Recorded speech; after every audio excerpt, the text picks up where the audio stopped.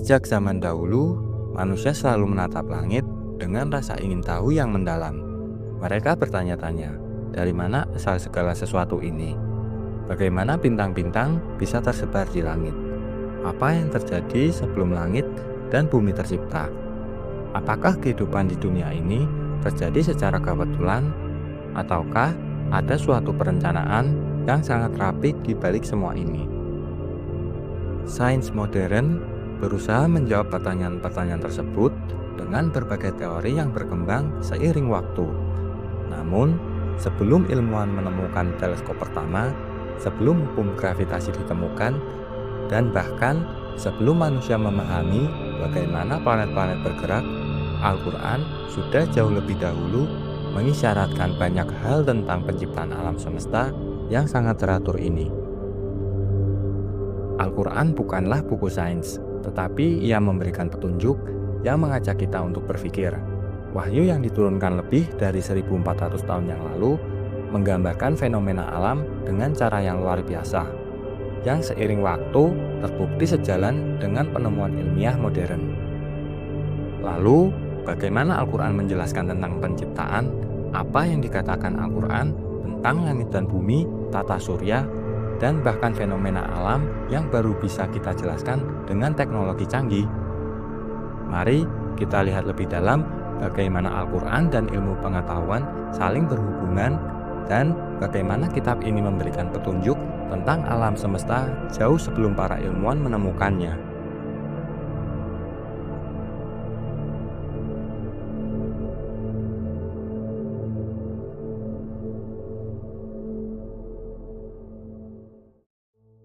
Al-Quran adalah kitab yang penuh dengan petunjuk dan ajakan untuk merenung, terutama mengenai alam semesta.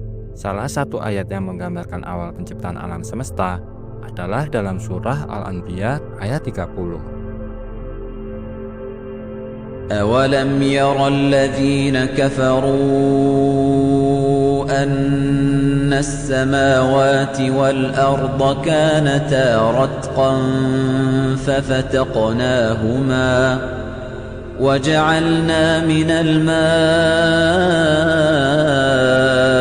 كُلَّ شَيْءٍ حَيٍّ أَفَلَا يُؤْمِنُونَ. Ayat ini menggambarkan sebuah peristiwa yang dikenal dalam ilmu pengetahuan sebagai Big Bang, sebuah ledakan besar yang diyakini menjadi awal mula terbentuknya alam semesta. Teori Big Bang sendiri baru diterima pada abad ke-20. Namun, Al-Quran telah lebih dahulu menyebutkan bahwa langit dan bumi itu awalnya bersatu sebelum akhirnya dipisahkan. Secara ilmiah, teori Big Bang menjelaskan bahwa alam semesta dimulai dari sebuah titik singularitas yang sangat padat dan panas sekitar 13,8 miliar tahun yang lalu. Pada titik inilah segala materi dan energi alam semesta ini terkandung. Kemudian setelah meledak, ia mulai mengembang dan membentuk bintang, galaksi, planet, dan segala macam elemen yang ada di alam semesta. Salah satu jurnal yang mendalam mengenai teori Big Bang dapat ditemukan dalam Scientific American, edisi tahun 1998, yang menguraikan bahwa alam semesta ini mengembang sejak awal mula penciptaan.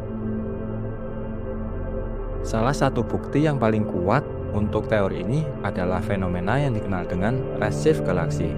Redshift adalah pergeseran panjang gelombang cahaya yang dikeluarkan oleh objek jauh di alam semesta yang disebabkan oleh perluasan alam semesta itu sendiri. Ketika galaksi-galaksi menjauh, gelombang cahaya yang mereka pancarkan menjadi lebih panjang, yang mengarah pada warna merah yang lebih dominan. Inilah yang disebut sebagai redshift. Pengukuran redshift ini pertama kali dilakukan oleh astronom Edwin Hubble pada tahun 1929, yang menemukan bahwa galaksi-galaksi di alam semesta ini bergerak menjauh satu sama lain dengan kecepatan yang sebanding dengan jaraknya. Fenomena ini memberikan bukti kuat bahwa alam semesta tidak statis, tetapi terus mengembang. Data yang lebih lanjut tentang pengamatan resif oleh teleskop luar angkasa Hubble dan berbagai observatorium lainnya telah memperkuat pemahaman kita bahwa alam semesta mulai mengembang sejak Big Bang sekitar 13,8 miliar tahun yang lalu. Penelitian ini menunjukkan bahwa kita dapat memetakan ekspansi alam semesta dengan mengamati pergerakan galaksi-galaksi dan pergeseran panjang gelombang cahaya yang mereka hasilkan. Fenomena ini juga memberikan gambaran yang sangat mendalam tentang bagaimana alam semesta ini berawal dari sebuah titik yang sangat padat dan terperangkap dalam singularitas yang memuat seluruh materi dan energi. Ketika terjadi ledakan besar, alam semesta mulai mengembang dan terus memperluas diri hingga saat ini. Dalam konteks ini, kita melihat adanya keselarasan yang sangat menakjubkan antara penemuan ilmiah ini dan ayat yang tercantum dalam surah Al-Anbiya ayat 30 tentang pemisahan langit dan bumi. Al-Quran menyebutkan dengan jelas bahwa langit dan bumi itu pada awalnya merupakan satu kesatuan dan kemudian dipisahkan. Konsep ini sangat mirip dengan apa yang dijelaskan dalam teori Big Bang, di mana segala materi alam semesta awalnya terkonsentrasi dalam satu titik yang sangat padat sebelum akhirnya terjadi permisahan dan ekspansi besar yang menghasilkan alam semesta seperti yang kita kenal sekarang. Melihat fenomena ini, kita dapat merenung lebih dalam bagaimana bisa Al-Quran yang diturunkan lebih dari 1400 tahun yang lalu menggambarkan peristiwa besar seperti Big Bang, sebuah peristiwa yang baru ditemukan oleh ilmuwan modern di abad ke-20. Ini tentu bukanlah kebetulan. Keajaiban ini menunjukkan bahwa wahyu Allah bukan hanya bersifat spiritual, tetapi juga mengandung petunjuk ilmiah yang luar biasa, yang sejalan dengan penemuan ilmiah yang terjadi berabad-abad setelahnya. Al-Quran telah mengundang kita untuk merenung tentang alam semesta ini sejak zaman dahulu, bahkan jauh sebelum alat dan teknologi yang ada saat ini mampu mengungkapkan banyak rahasia alam semesta. Ini adalah salah satu bukti nyata bahwa ilmu pengetahuan dan wahyu dari Allah tidak pernah bertentangan, melainkan berjalan beriringan untuk menunjukkan kebesaran dan kekuasaannya.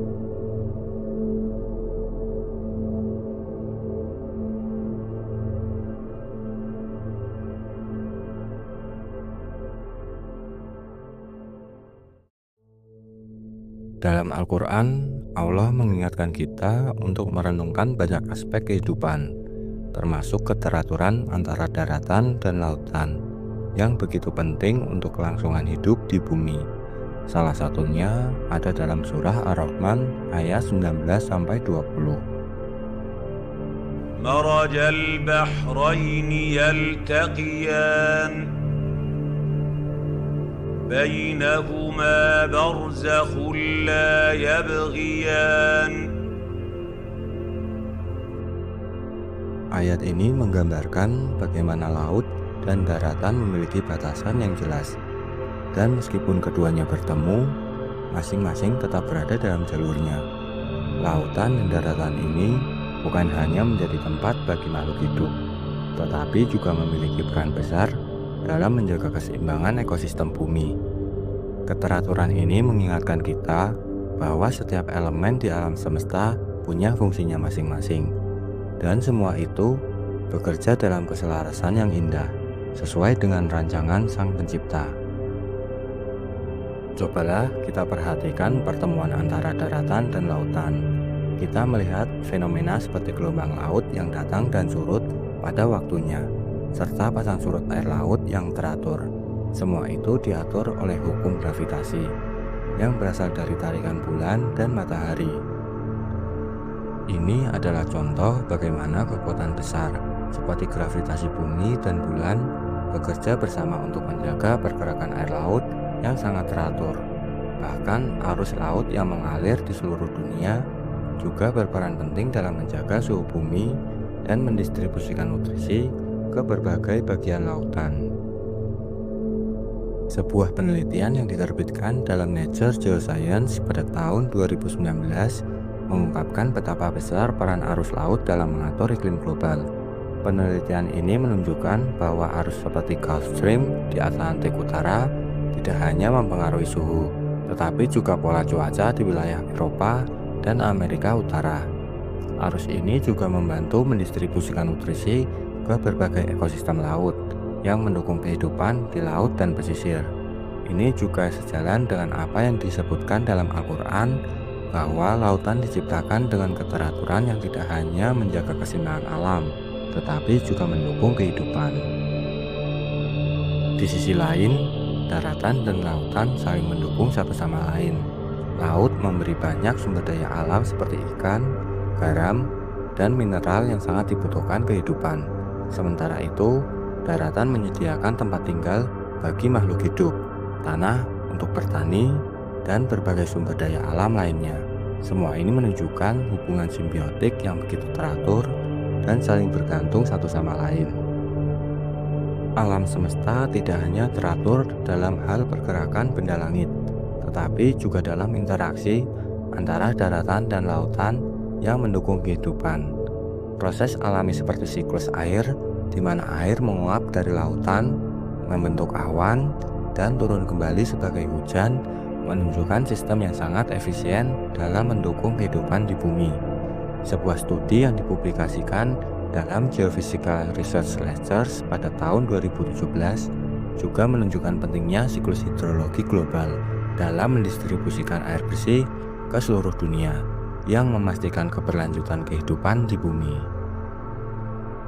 Semua fenomena ini mengingatkan kita bahwa segala sesuatu di alam semesta ini berfungsi dalam keseimbangan yang sangat cermat. Sama halnya dengan hukum termodinamika yang mengatur energi, proses-proses yang terjadi antara daratan dan lautan juga mengikuti aturan yang serupa. Tidak ada yang terbuang sia-sia, semuanya saling mendukung dan bekerja dalam harmoni. Fenomena alam yang tampak sederhana, seperti hujan dan gelombang laut, sebenarnya adalah hasil dari keteraturan yang begitu presisi, yang hanya dapat dijelaskan oleh kebesaran Allah sebagai pencipta yang maha sempurna.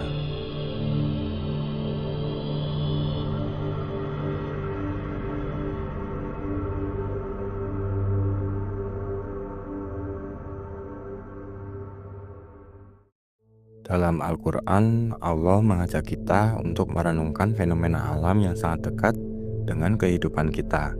Salah satunya adalah waktu. Waktu yang selalu berputar dan berubah, namun tetap teratur dan memiliki tujuan yang jelas.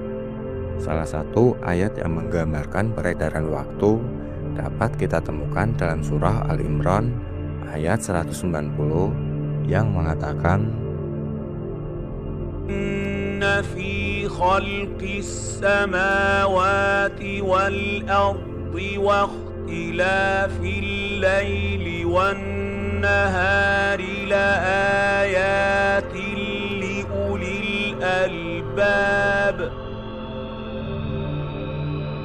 Ayat ini mengingatkan kita bahwa perputaran waktu seperti pergantian antara siang dan malam bukan hanya soal fenomena alam biasa, tapi adalah tanda kebesaran Allah. Meskipun waktu terus berjalan tanpa henti, semuanya tetap berada dalam sebuah sistem yang teratur, yang diciptakan untuk mendukung kehidupan di bumi. Waktu adalah ciptaan Allah yang tak bisa kita ubah, dan kita hanya bisa mengikuti dan memanfaatkannya. Jika kita perhatikan, pergerakan bumi mengelilingi matahari inilah yang mengatur waktu kita. Siang dan malam berganti, dengan perubahan cahaya dan suhu yang membawa dampak besar bagi kehidupan di bumi. Siang memberi kita kesempatan untuk beraktivitas, mencari rezeki, dan bertumbuh. Sementara malam memberikan kesempatan bagi kita untuk beristirahat dan memulihkan energi.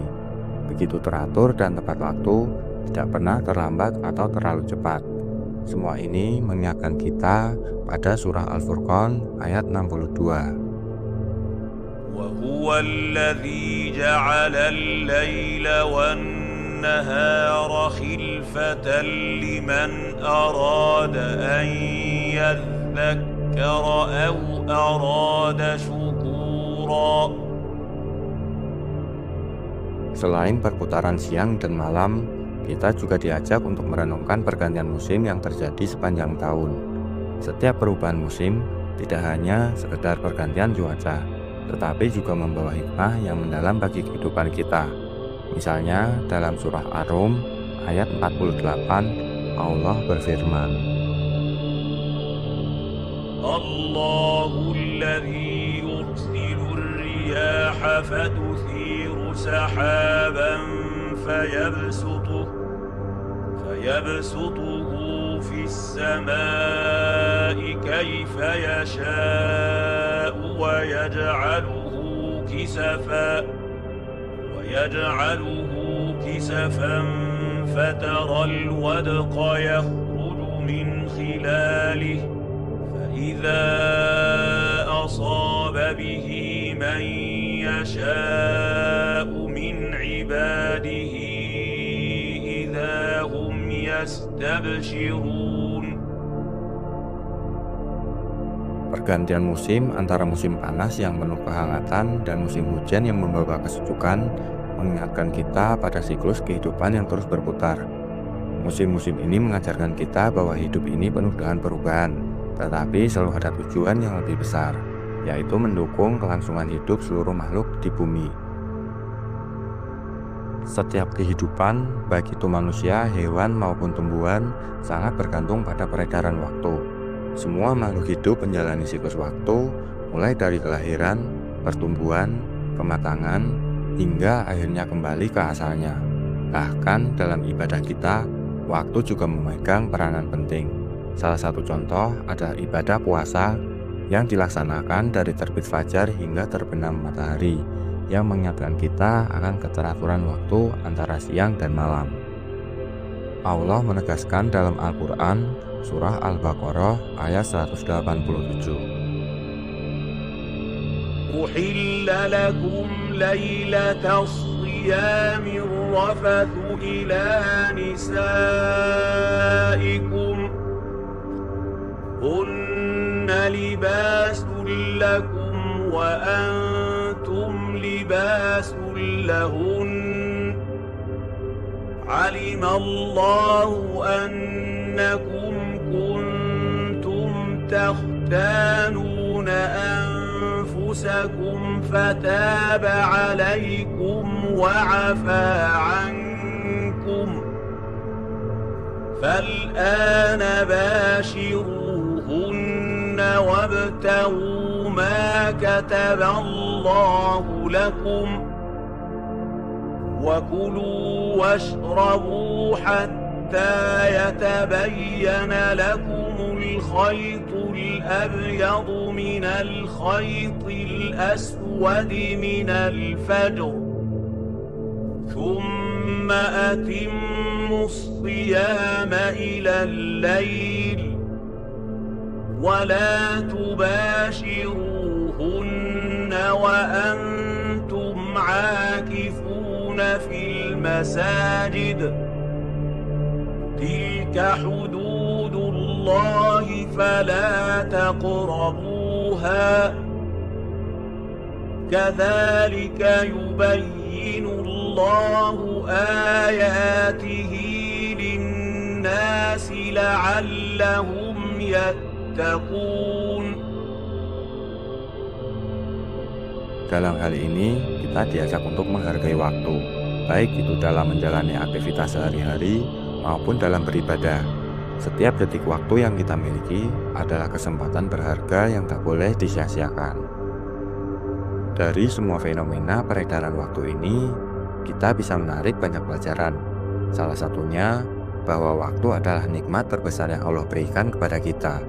Kita tidak bisa mengembalikan waktu yang sudah berlalu, dan itu adalah pengingat bagi kita untuk memanfaatkannya sebaik mungkin.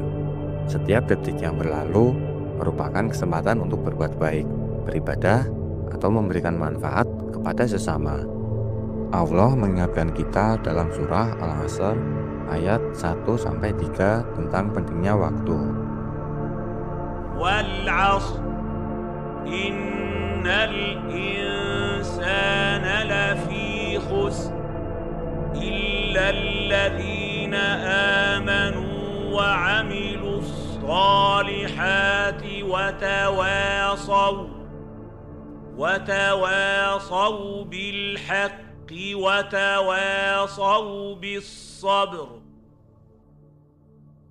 Dari ayat ini, kita diajak untuk menyadari bahwa waktu bukan hanya soal perputaran siang dan malam atau pergantian musim, tetapi juga tentang bagaimana kita memanfaatkannya dalam kehidupan kita. Waktu adalah pemberian Allah yang tak ternilai harganya.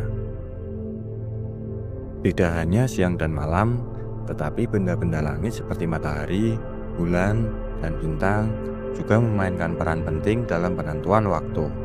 Dalam Al-Quran, Allah mengajarkan kita untuk memanfaatkan benda-benda langit ini sebagai penentu waktu, terutama dalam ibadah-ibadah tertentu, seperti dalam surah Al-Baqarah ayat 189. Yas'alunaka 'anil ahillah qul hiya mawaqitu lin-nasi wal hajj wa laysal birru bi an ta'tul buyuta min zuhuriha walakinnal birra man ittaqa وَأْتُوا الْبُيُوتَ مِنْ أَبْوَابِهَا وَاتَّقُوا اللَّهَ لَعَلَّكُمْ تُفْلِحُونَ. Benda-benda langit ini mengajarkan kita untuk selalu memperhatikan waktu, baik itu dalam menjalani kehidupan sehari-hari maupun dalam ibadah. Fenomena matahari dan bulan yang terus bergerak di langit bukan hanya sebagai penunjuk waktu, tetapi juga sebagai tanda kebesaran Allah yang Maha Pencipta. Ada artikel yang diterbitkan dalam Journal of Islamic Studies pada tahun 2018 membahas secara mendalam tentang bagaimana fenomena astronomi, terutama peredaran bulan dan matahari, digunakan untuk menentukan waktu dalam praktik keagamaan Islam. Penentuan waktu sholat, awal dan akhir puasa Ramadan, serta tanggal pelaksanaan ibadah haji sangat bergantung pada pergerakan benda-benda langit ini. Jurnal ini menjelaskan bahwa Al-Quran sendiri memberikan petunjuk tentang bagaimana bulan sabit digunakan sebagai indikator awal bulan baru yang berperan penting dalam penentuan waktu-waktu ibadah.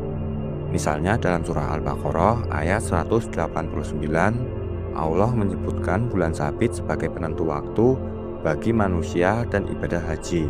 Artikel ini menggali lebih lanjut tentang cara umat Islam memanfaatkan peredaran bulan dan matahari untuk menghitung waktu dengan presisi yang sangat tinggi, serta bagaimana metode ini memiliki akar yang kuat dalam tradisi astronomi Islam yang telah berkembang sejak zaman klasik. Dalam konteks puasa, pergerakan matahari juga digunakan untuk menentukan waktu fajar dan maghrib, yang menjadi dasar untuk menentukan waktu sahur dan berbuka puasa. Praktik-praktik ini yang sangat terhubung dengan ritme alam semesta menunjukkan betapa pentingnya pemahaman tentang peredaran benda langit dalam kehidupan sehari-hari umat Islam.